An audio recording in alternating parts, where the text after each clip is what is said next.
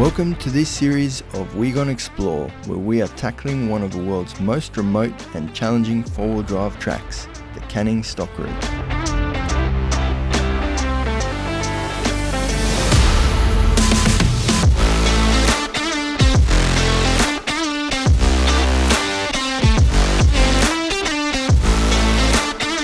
Kick off this journey with fellow explorers as we set out to complete the challenging route stretching over 1,900 k's, the longest historic stock route in the world. We don't know what we're in for yet, but we're gonna explore.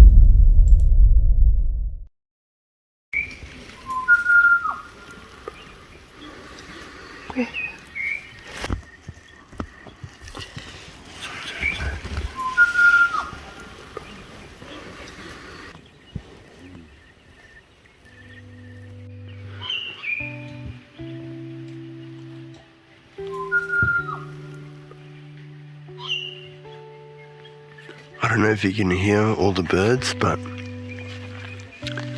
there's so many birds just waking us up beautifully this morning with the sun rising. Got the fire going. What a nice setting.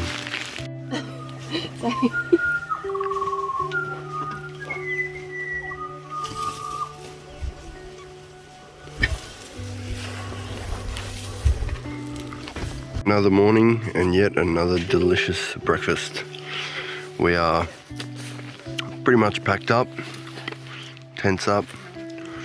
Beautiful morning. The birds woke us up this morning as well, around 5:45. And today, anywhere between 85 to 135 odd kilometre drive. So we'll see how we go, just based on time. But today's a Wegon day, so we all got to rep a bit of Wegon gear. So yeah, we'll see what the day brings. Apparently there's some nice hills to climb. Also, I think there might be some sand dunes coming up our way. So see how we go.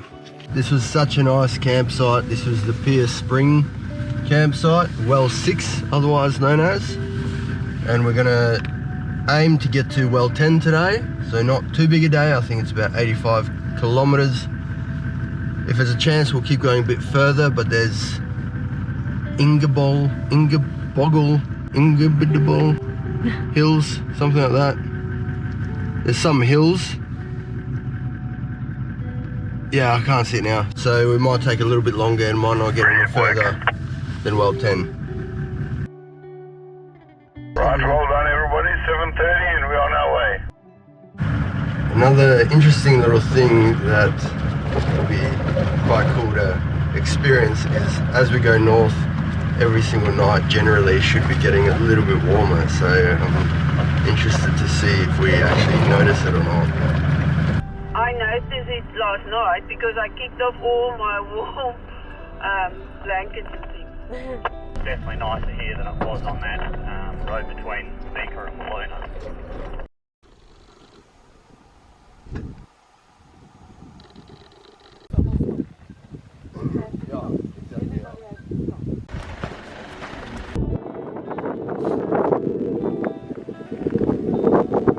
This is Wegon, the new merch. Woo. It's such a nice top.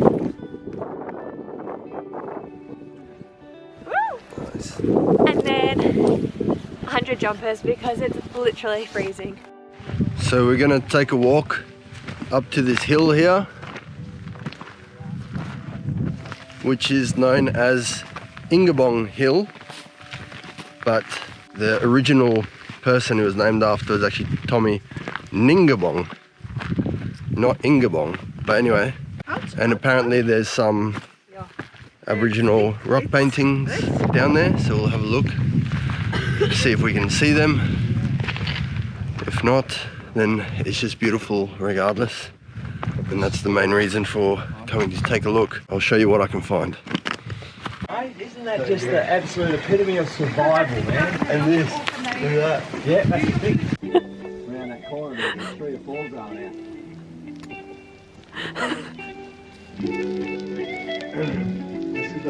Bit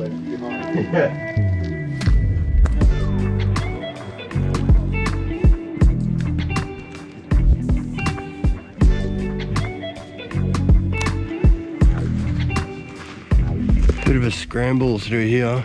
Quite rocky, quite steep. This must be, well, clearly leads to the top. So might as well go have a look, see what I can see. Beautiful though.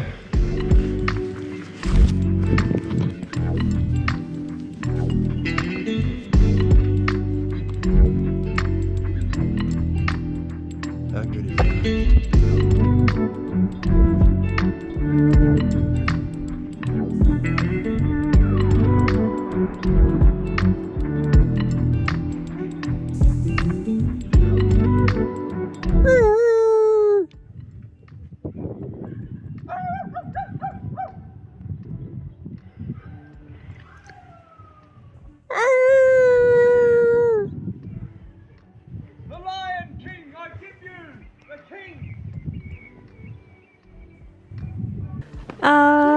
Svenja!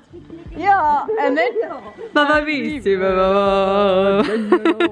So here we are on top of the Ingabong Hill. The beautiful view. I mean, there's not much out here in terms of elevation. So just seeing this is pretty cool. Just such a rocky, sheer slate, or whatever you want to call it, top of hill. And there's nothing else to be seen. Time to get down and have a bit more of a look for that Aboriginal rock art. Here's some of the rock art, or whatever you want to call it. Some drawings on here. Not too sure what to make of it. And there's a little circle, little jellyfish looking thing. Masterpiece. And here is something else. Yeah, no idea. It's not as impressive as I imagined. Oh, here's some more. No idea what that is. Yeah, interesting. Looks like I found a pretty hot spot for the birds doing rock painting as well. Looks like the dangerous spot to be right here. I'll get out of here before they launch another one at me. This one here looks like some sort of cocoon fox smoking, or speech bubble. Maybe it's an emoji, I don't know. Oh, here we go. Look at all that.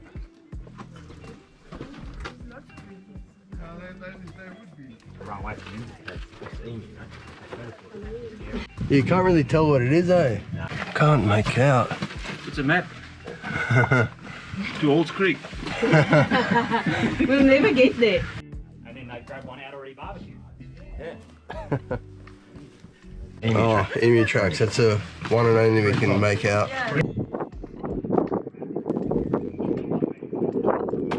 And we are up again in the car. There's a little bit of corrugation. It's about 18 k's now to get to the next well. We started at well 6 and we're trying to get to well 10 for tonight.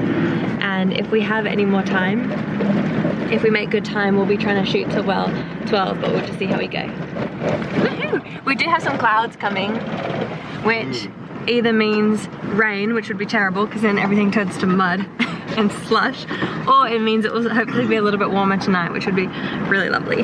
Today we're leading the pack. Everyone's going to have a go at leading and doing a bit more information about what we go through, so it's not the same leader every single day.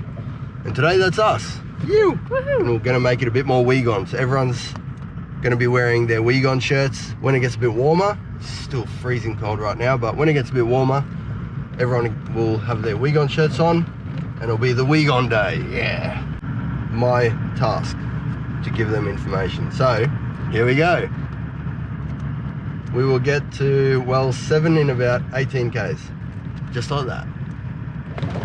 That's how you do it. So the speed will be an hour and 15 minutes. And minimal car scratches, because have a look at this. Yeah, we go. Nice tight one.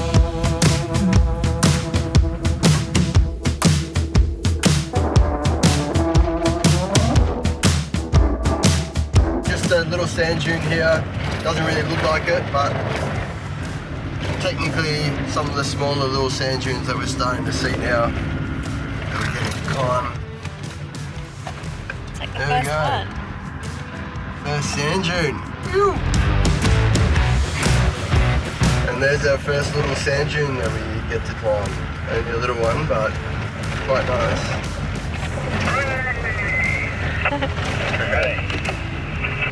Apparently there's 899 left after this one. Nice.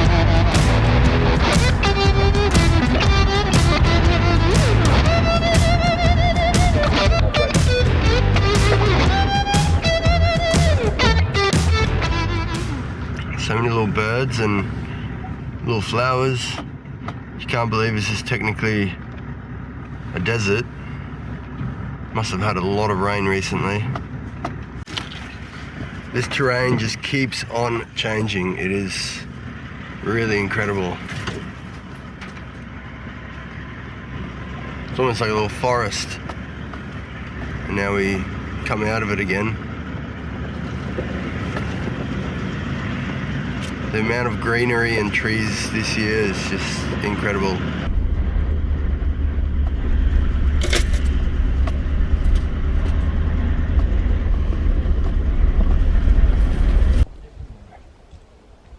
At well 7, used to be 18 meters deep, now only 9 meters deep and dry, and apparently a bit of a hazard. So let's have a quick look in there, and yeah, it sure does.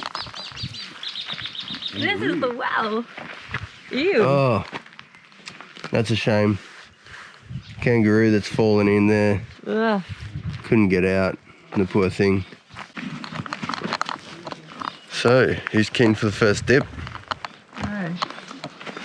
So we found a bit of a leak, We put tape around ours. There he is. and our There's the first culprit. casualty. You can see what happens. Shucks. That's why we got tape around there. Look here. So look at that. I knew one would This go is then. why we so take- Close. Ah. Yeah. Drink it. First casualty. Sub it. And that's why we had to wrap every single can we had, or at least every second one, wrapped with electrical tape around them, or even some lucky bands. It stops them from rotating on each other, or even if they do, at least they've got a bit of electrical tape to wear through before it gets to the can. And here we see the example why. You can see those cans are rubbed through so I much, proved you it's true. and one has actually popped. I was not going to lose my The other ones, you don't know how far off they are now, so we might have to make a plan. So that was it for well 7.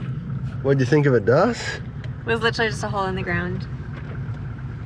Didn't like it? No, it was gross. It looked goopy at the bottom. Yeah, there's a dead kangaroo in there. Ugh. Yeah. A bit Not nice. nasty.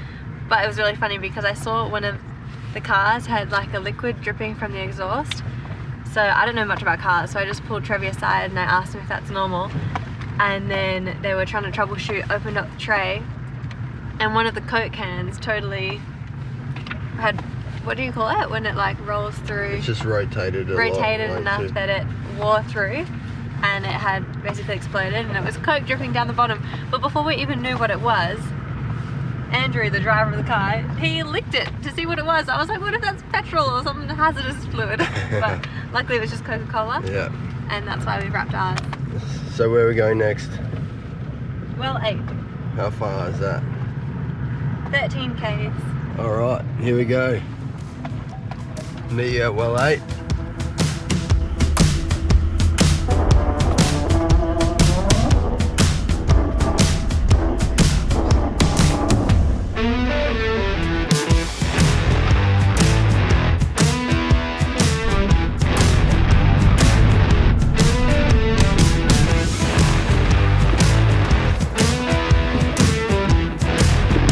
Another check on the bolts, and yet again more loose bolts. I can actually move that by hand. That's pretty bad.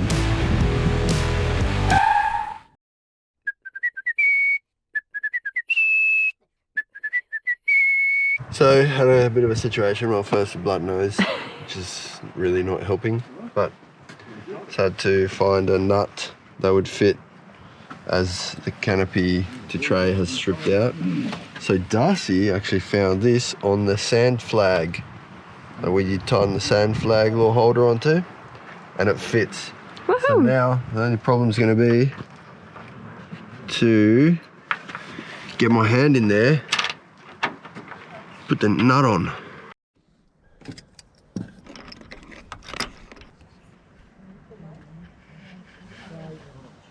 Oh, fingers aren't long enough. Do you want me to try?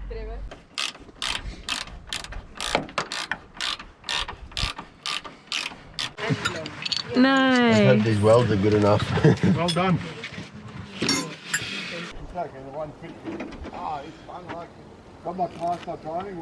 Bolt being tightened. Nose blood. What are they called? Nosebleed. Nose blood. Nosebleed being blocked. So Trevi just checked the canopy tie-down bolt thingies. I don't know any of the words, but it was loose, and we realized that there were actually no nuts. It's just threaded into the aluminium tray, and it was stripping. So we were trying to find more bolts or more nuts to fix it, but we couldn't find any that were big enough. It's quite a big bolt size, but we managed to pinch one from our sand flag hold down thingy. So we stole a nut from there. Trevi managed to like get it into that really tight spot, and it looks like it's gonna be all good now. He's put some Loctite in, so it should be right as rain. And here is well 8. I don't know if you can see in there.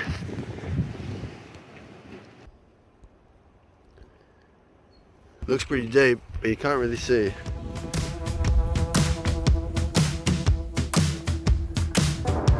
Still dealing with this situation a little bit, but more importantly, had that nut that Darcy found on the little flag. So as you can see, no more flag.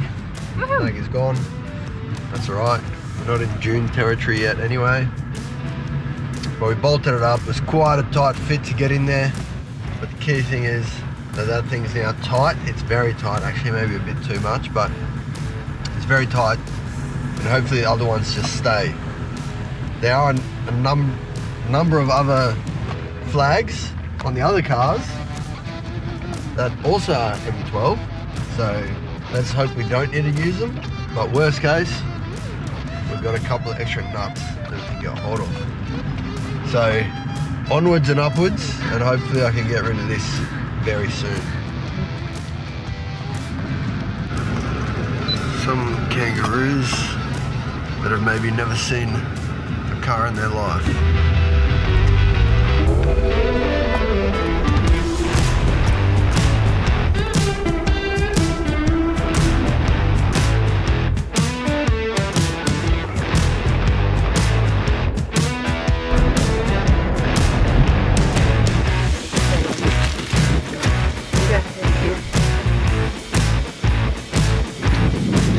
Good news, the nosebleed finally stopped. That took really long. But we are now at well 9 on Glen Ayle station, and it's still a functioning well that's supplying water for the cattle. And we won't be staying here too long. We'll have something to eat, have a bite to eat, and keep cruising. The goal is to get to well 10, which I think is about 22 k's from here, not too much further. It's about 1:30 now, so looking to be there around 3 o'clock. Well 9. As you can see, it's been closed up, barricaded off, no longer in use, although it is on Glen Ayle station. We've got a lot of activity here, pumping water from underground for the cattle regardless, so there is still a lot of water around here, but it is an active station. So Glen Ayle station, it is still being used and the cattle do come in here. I assume that's why they've closed this up, just so nothing can fall in there, nothing can go wrong.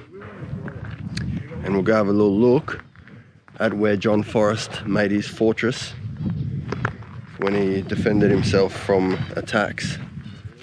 So we'll go have a look at that and also have a bit of lunch before we keep heading off to well 10, where we'll look to stay the night. I think it's about 22 k's or so away from here, and then should get in there about 3 p.m, which will be nice and early enough, and hopefully these flies will soon after that bugger off. Nice. Here's Forrest's hut.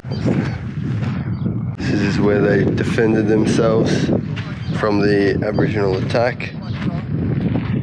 40 to 60 Aboriginals attacked at the time, and there were 6 of Forrest's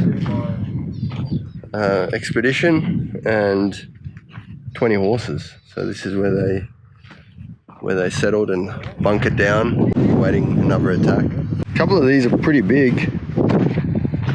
Like, how did they move this rock? That is massive. That's a massive rock. Alright, moving on.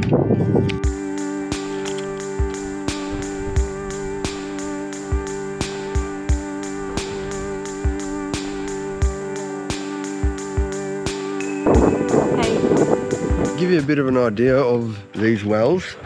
They would have like a pulley system here, and for instance there's a bucket, and often an additional pulley system that would be a little bit higher, like we saw that at well 6 as well. And this is a bit of a infographic here to show you, and they'd use a bucket here for the smaller amounts of water up to 39 litres, and here was a 200 litre bucket which they would use animals to pull it through over those pulleys. You can't really see the rest of the operation anymore, that's all gone now, but it's pretty interesting how they set that up and how the pulley even just spins on the piece of wood like that. So apparently it's 20 k's to get from here to well 10, or it is 70 k's to get from here to well 12. So well 12 does apparently have really good camping. From here, or from well 10 rather, that's when all of the dunes begin to come into the picture, so we likely won't be able to make too much ground up. So it is still looking like we will be camping at at well 10. Take your pick. Here we are in the midst of it. We'll go this way. On our way to well number 10 now, where we'll be staying for the night. Hopefully no one else is around so we can just have it to ourselves again. Party! This section of road between well 6 and well 10, 6 being where we stayed at last night and 10 where we're going to tonight, is very different to any of the other sections we've driven. It's a lot more rutted out. There's a lot more chicken tracks where you go around the really beaten road sections. So a lot of corrugation as well. The corrugation got bigger, the road got more technical, but it's also a lot more fun. It's quite an interesting road to drive. We've really enjoyed it. We're at well 8. It's not very impressive. It's a bit of a ruin. It's all collapsed in. I mean, it's quite impressive. But no longer functioning, so we're going to keep cruising on and try and get to a lake or the next well to camp at. And then yeah.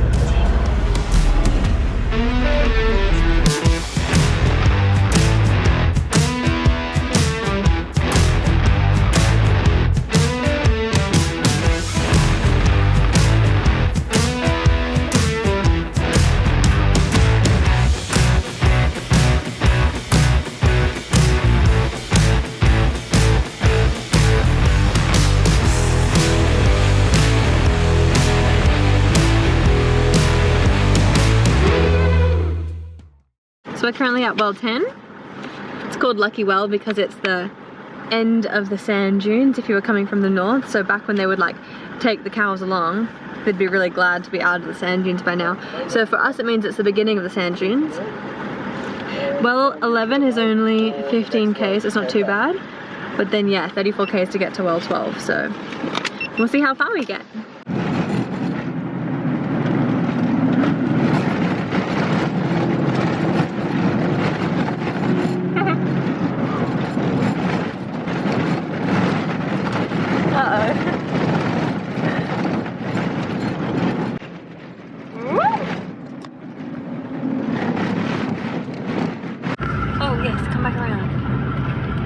Couple of emus doing their thing, strutting their stuff. These corrugations are absolutely insane, so I just wanted to do a bit of a sanity check on the bolts. They seem alright, but they're just massive. When they get going, they're really going. So wild. Still looking good. Still looking good. So I think we're alright. Things have shifted a lot in here. Things falling out of the bags and far out. So hectic. Just gonna check the bolts on the tray as well. They seem to be alright. Just having a look like in here and back there, but everything seems alright. Don't know how, that was hectic.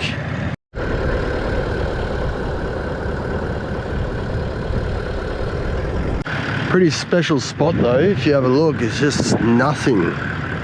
There's just nothing. This big open road. Definitely exploring.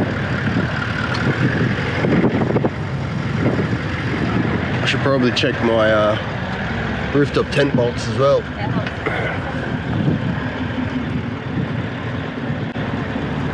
All seems alright. Hydration station.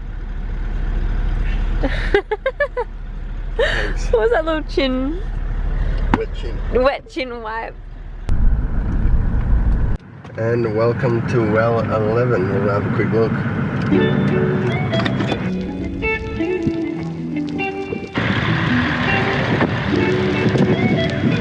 So we ended up deciding we're going to push on from well 10.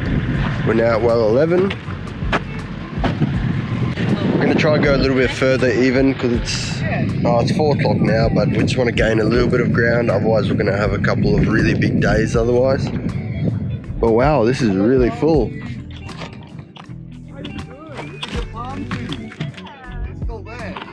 That's the closest I've seen water to the top of the well. But I would not use that water, that's for sure. Doesn't look the freshest.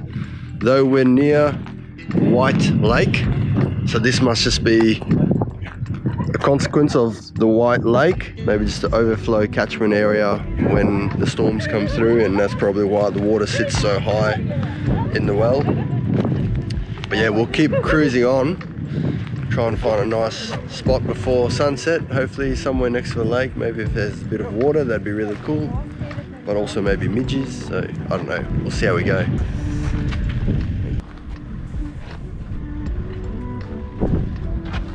It's everywhere. You can't escape it. Here's the remnants of the well when it used to function. Quite a bit of infrastructure going on here.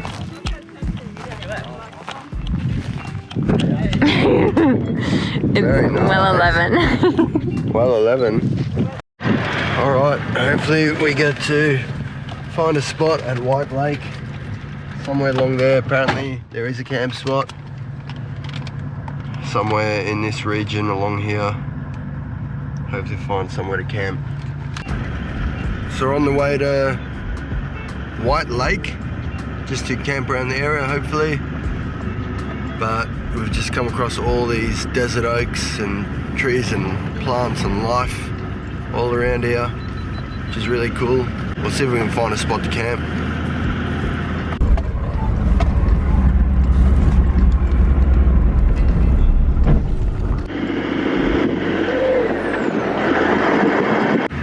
we've made it to part of the lake.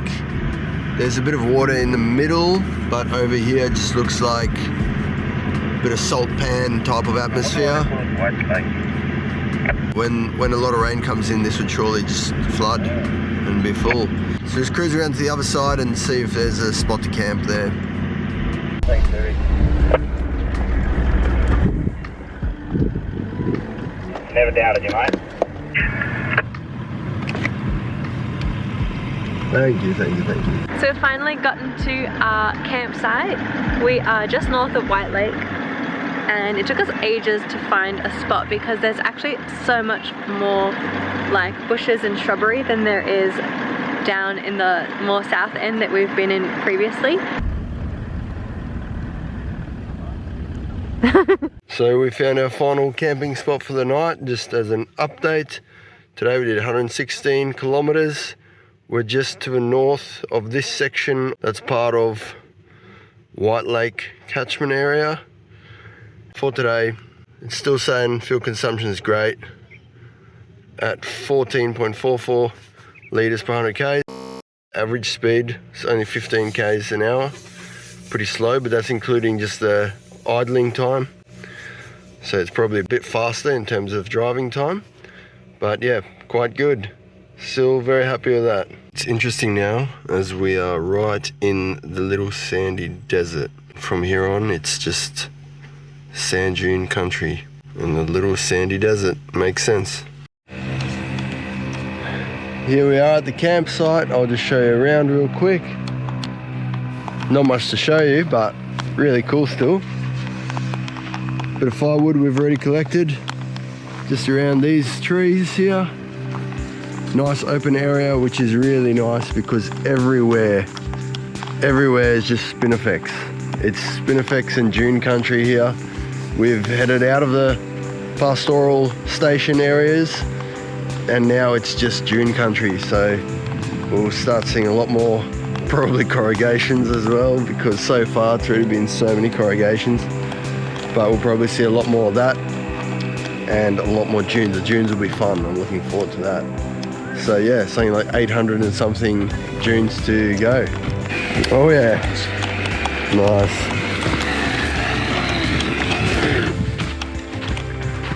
Look at this terrain. Just spinifex and red sand.